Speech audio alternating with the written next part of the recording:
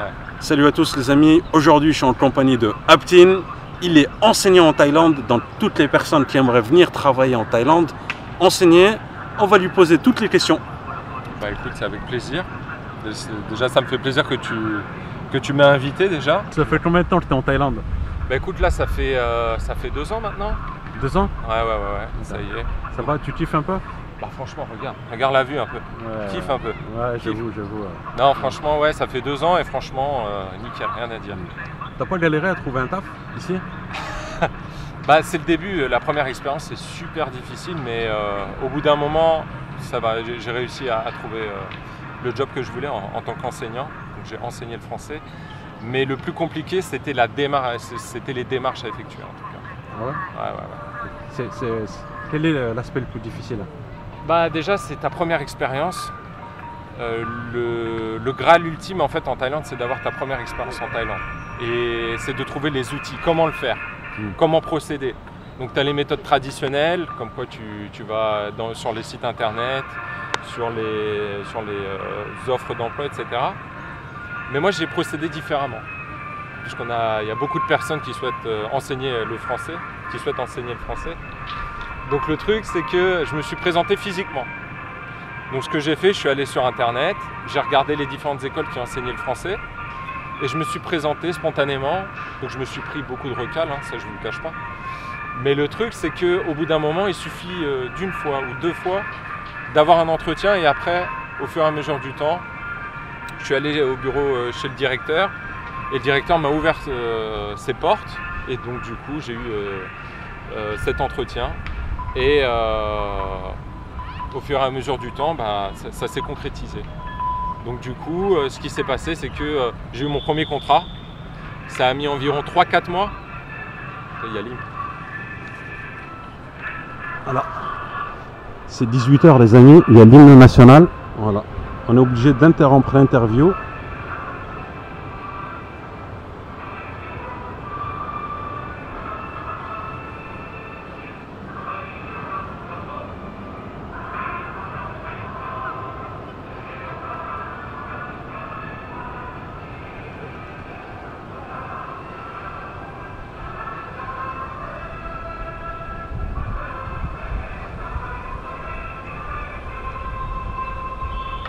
Les amis, c'est 18 h en fait, et avec Aptin, on était obligé de se lever pour honorer cette... Exactement. C'est ça. Ouais. C'est le rituel de 18 h. Voilà, super. Allez, on continue. Ouais. Et quelles sont les barrières que tu as rencontrées dans ta recherche d'emploi en fait? Ce qui a été compliqué, c'est que lorsque tu vas sur les sites traditionnels, tu n'as pas l'intégralité des offres. Donc ce qu'il faut faire, puisque ce n'est qu'une partie des offres qui sont affichés sur internet.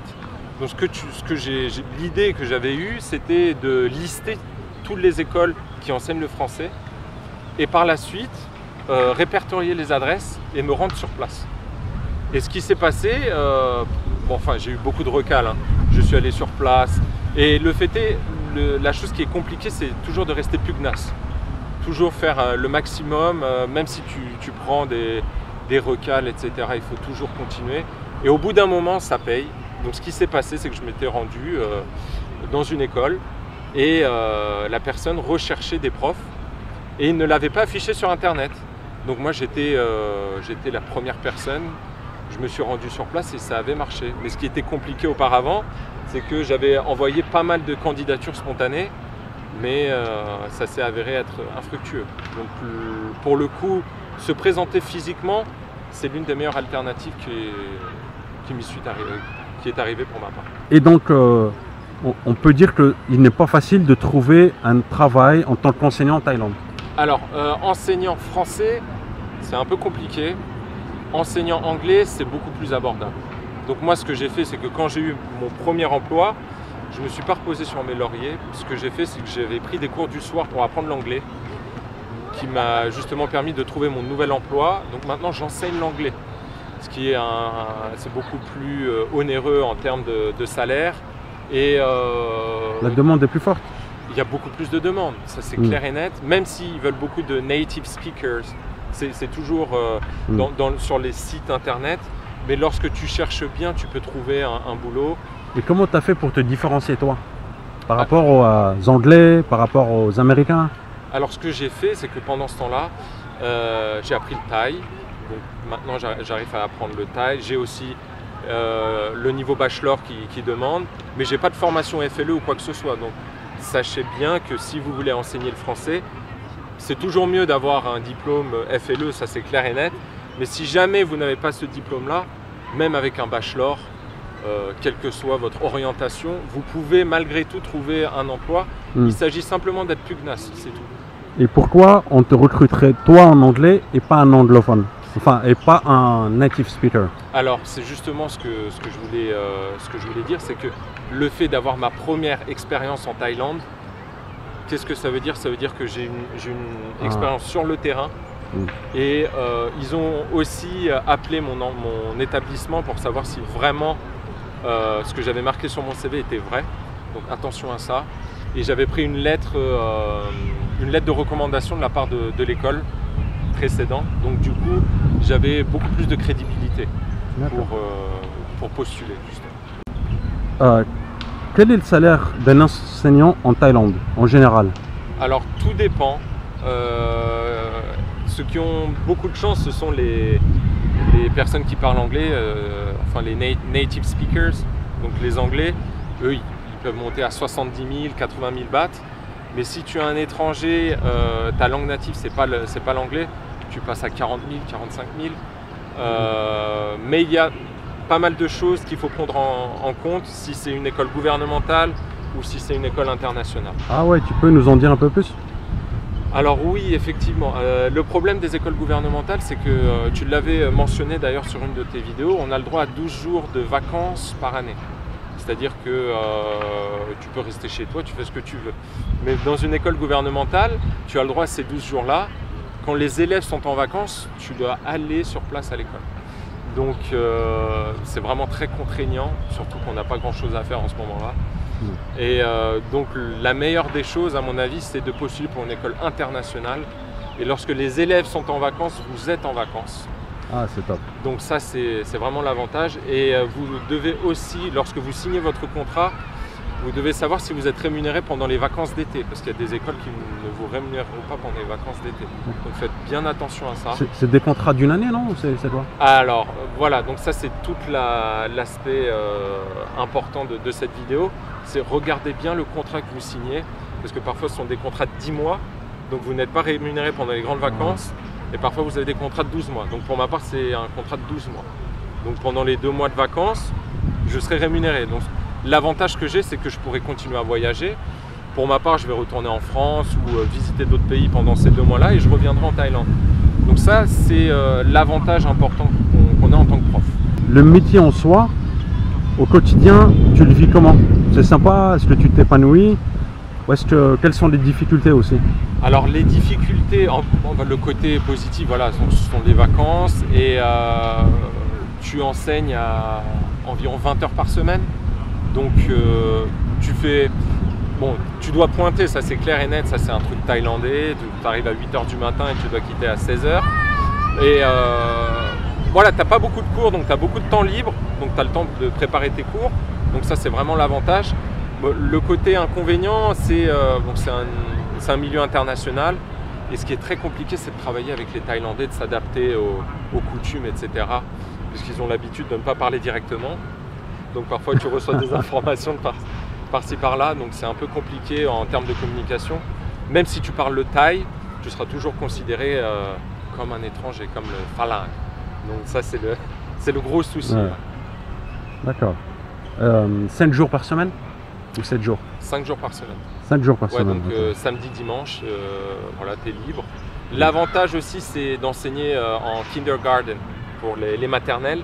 D'accord. Bah, tu n'as pas de devoir, donc tu n'as pas grand chose à préparer. D'accord. C'est beaucoup plus facile à gérer, on va dire. Est-ce que tu as eu un pépin déjà? Est-ce que tu peux nous raconter un petit pépin que tu as eu? Ouais.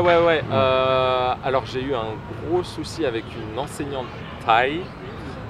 J'ai pas compris pourquoi elle me disait jamais bonjour. Et j'ai commencé à lui parler même en thaï et elle était bornée, elle me répondait pas. Et finalement, j'ai compris pourquoi elle ne me parlait pas. Elle ne m'a jamais adressé un mot. Elle n'a même pas dit son prénom, comment elle s'appelait, même le premier jour. Et elle m'a dit parce que je m'étais allongé dans j'étais assis dans l'une de ces salles. Et donc du coup, elle était vexée, etc. Bon, c'est un truc très thaï. Et c'est quelque chose... C'est-à-dire vexée? Bah, elle était vexée que j'avais utilisé sa classe alors que je ne savais pas que c'était sa classe. Je pensais que c'était ma classe. Et donc du coup... Elle était très mécontente à ce niveau-là, et bon, c'est que ça peut être quelque chose d'anodin en France. Elle aurait pu communiquer sur ça en fait, et non, un manque de communication. Voilà, et je l'ai su à la fin de l'année, et c'était juste parce que j'étais assis une fois pendant 10 minutes dans sa salle, qu'elle ne m'a jamais adressé la parole. Assis ou donner cours dans sa salle? Non, juste assis. Juste assis, ouais, ça a fait une histoire incroyable. D'accord. Okay. Et bon voilà, après, je suis pas chez moi, donc ça je ne l'oublie pas, donc c'est à moi de m'adapter. Et donc je me suis même excusé, mais elle n'a rien voulu entendre. Quand on a ravi. Voilà, c'est cool. Et du coup, pour être pratico-pratique tout de suite, qu'est-ce que tu conseillerais à des gens qui veulent venir enseigner ici? Voilà, pour être pragmatique, pas perdre de temps et maximiser ses chances. Alors maximiser ses chances et optimiser son temps, ce que je vous propose, ce que je vous conseille, si vous voulez gagner du temps, vous pouvez passer la formation FLE à distance, donc vous pouvez vous inscrire dans les alliances françaises, ils vous donnent un diplôme et vous pouvez trouver un travail beaucoup plus rapidement dans l'alliance française ou dans des universités, et là vous allez gagner vachement de temps et ils vont vous aider en plus pour louer un appartement, etc. Donc vous allez être davantage accompagné si vous arrivez avec FLE, c'est quoi FLE? FLE, c'est français langue étrangère, donc c'est une formation que toute personne peut passer. C'est en combien de temps? Alors à distance, il me semble que c'est 6 mois à distance. 6 mois à distance. Corrigez-moi si je me trompe. Ou si c'est sur place, c'est 3 mois. Ok. Il faut un bachelor, tout ça, une licence de France? Il suffit d'avoir le bac pour être éligible au FLE. Donc ça, c'est ce qui est intéressant. Et pour les personnes qui n'ont pas de niveau bachelor, c'est-à-dire un bac plus 3. Donc moi, j'ai joué sur mon bac plus 3. Voilà. Et pour... Ah ok. Donc toi, tu avais un bac plus 3, donc tu étais éligible au FLE? Non, j'étais pas du tout, j'avais pas de FLE ou quoi que ce soit. Ok. Donc si tu as un master, tu peux être enseignant aujourd'hui ou pas? Oui, bien sûr. Bien sûr, en master en... Le FLE, c'est pour les gens qui ont un minimum, on va dire. Le FLE, ça te permet de booster tes chances. C'est-à-dire que spontanément, tu auras tes chances d'enseigner dans les alliances françaises. Il y a l'alliance française à Bangkok, il me semble qu'il y en a un à Chiang Mai, il y en a d'autres, ça j'en suis pas sûr. Mais le fait est que vous ayez un bachelor aussi, ça va vous aider spontanément. Et est-ce que enseigner à Bangkok, c'est pareil que dans les autres provinces de Thaïlande? Alors, bon, le salaire est beaucoup plus intéressant à Bangkok, certes, mais comme tu le sais, le coût de la vie est beaucoup plus important à Bangkok. Bon, tu toucheras moins en Isan, certainement, mais tu arriveras à t'y faire. Donc ça, c'est clair et net, ça c'est indéniable. Mais si vous cherchez... Après, ça dépend des profils. Il y a des personnes qui aiment bien vivre en campagne, il y en a d'autres qui préfèrent la vie à Bangkok. Enfin, c'est vraiment comme vous le sentez. Donc voilà, donc, ce que je voulais aussi mettre en avant en aparté, c'était que mon premier emploi, je l'avais obtenu à Pattaya. Donc Pattaya, comme vous le savez, c'est une station balnéaire, je ne vais pas vous raconter ce qui s'y passe là-bas. Mais j'avais des élèves mixtes, franco-thaï, suisse-thaï, etc. Et j'ai eu des expériences assez incroyables là-bas, notamment des pères de famille qui abandonnaient leur enfant en plein milieu. Et donc pour le coup, l'enfant n'avait plus la famille n'était plus en capacité de payer l'inscription. Donc ça, c'était un problème récurrent. Le père disparaissait de manière abrupte. On savait plus quoi faire, franchement. Donc c'était vraiment compliqué. Et la femme en général, c'était une femme qui était Lady Bar. Hein. Je rentre un peu dans les clichés, mais franchement, c'était un peu ça. Donc problème de communication, plus d'argent. Donc il y a des élèves qui partaient dans des écoles gouvernementales. Donc ça m'est souvent arrivé, ce genre de choses. Et on se sent impuissant. Donc c'est pour ça que j'ai voulu quitter Pattaya. Et voilà, dorénavant, je suis installé à Bangkok. Et les élèves ont un profil sensiblement différent. Donc faites attention. Si vous aimez enseigner aussi, l'environnement où vous enseignez est très très important à mon avis, parce que dans pas mal de cas, vous vous sentez impuissant. Le père est totalement irresponsable, la mère, malheureusement, elle ne peut même pas communiquer avec son mari. Donc on a pas mal de situations un peu ubuesques, un peu de ce niveau-là, où on ne sait pas vraiment comment organiser les choses. Et c'est surtout pour ça que j'avais envie de quitter Pattaya. Et Bangkok, ça te permet de, voilà, tu as beaucoup plus d'ouverture. Et tu peux être enseignant aujourd'hui et demain, tu peux avoir d'autres propositions. Donc voilà pourquoi je me suis réorienté sur Bangkok. Donc tu peux entamer, on va dire, ta carrière en Thaïlande en tant que prof et bifurquer sur autre chose.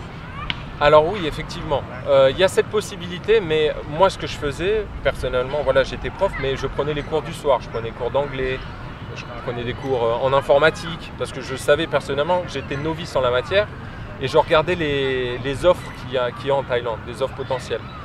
Donc j'apprenais aussi le thaï et je sais qu'au fur et à mesure du temps, il y a des offres, il y a différentes offres qui vont davantage s'ouvrir à toi. Et moi, c'est ce qui s'est passé. J'ai eu d'autres offres. Bon, j'avais pas réussi mes entretiens, mais je commence à avoir de plus en plus d'offres et d'être de plus en plus sollicité. Et le plus important, c'est d'avoir des connexions ici. C'est-à-dire ne restez pas chez vous devant votre PC. Il y a énormément de personnes ici dehors qui peuvent potentiellement vous aider. Et le plus important, c'est les personnes avec qui vous traînez, vos amis. Si vous avez des amis, bon c'est bien, moi j'aime bien aussi sortir, faire la fête, etc. Mais si vous êtes avec des personnes qui ne pensent qu'à ça, le problème c'est que ça va vous polluer personnellement. Et à la fin, vous allez vous retrouver sans rien. Donc c'est aussi important de bien choisir avec qui vous traînez, avec qui vous côtoyez. Et ce sont ces personnes-là avec lesquelles vous traînez qui vont potentiellement vous trouver du travail. Potentiellement, c'est ce qui va se passer. Quelle est ta méthodologie d'enseignement? Quand tu arrives, quand tu as ta classe en face de toi, qu'est-ce que vous faites en fait?